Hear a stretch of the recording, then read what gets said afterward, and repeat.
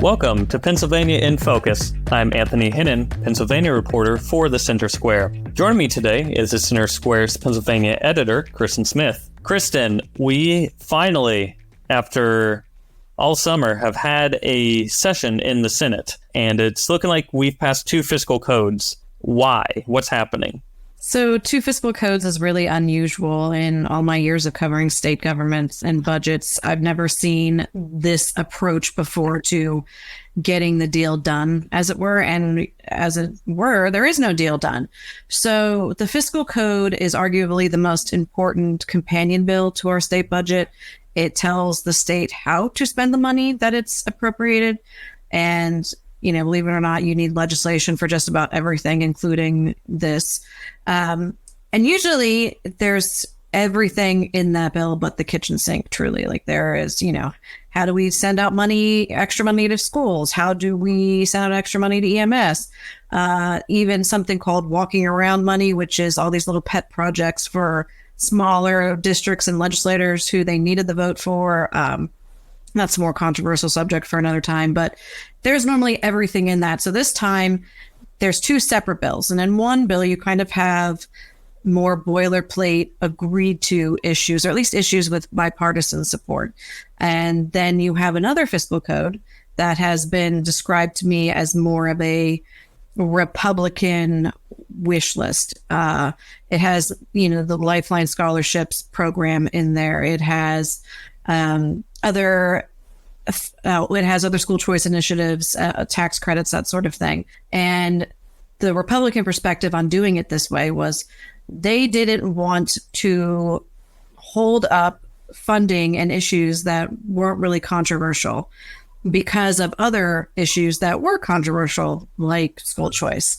And so they're going to pass both, and they did. And they passed them into the House, where they're not coming back into session until the end of September. And right now it's an even split between parties, which would have opened the door for that more Republican-led fiscal code to get somewhere.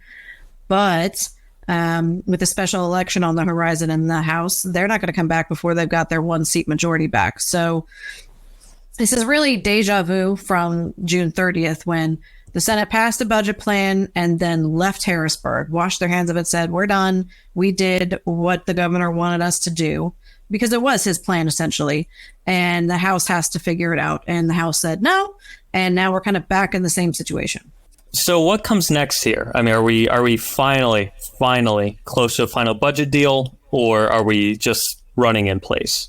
We're running in place. I mean, certainly, yes, they passed two bills, but one is essentially dead on arrival in the House. The House leadership team said, we're not here to renegotiate the budget, which is what, fiscal codes attempt to do from their perspective. There's been no clarity from the governor yet. We've reached out to kind of get his perspective on these latest developments. Again, the House isn't returning until September 26th, at which point they're unlikely to take up one of the fiscal codes, which has got a lot of other important things in it besides school choice. And of course, there's even stuff from the agreed to fiscal code that they say are problematic. There is a provision in there, for example, about basically committing the state-run university system to the tuition freeze that they've already publicly said that they were going to do this year, but they want that in statute, and Democrats said that feels a little bit risky, like we shouldn't do that. So it's certainly not over. And again, we have the same situation where it's agreed to by one party, not necessarily the other, and then the governor's caught in the middle. But when it comes down to it, he will likely side with his own party on this issue. So we're not, while it felt like we were getting somewhere, no, we're not. Always a good optimistic outlook here. Listeners can keep up with this story and more at thecentersquare.com.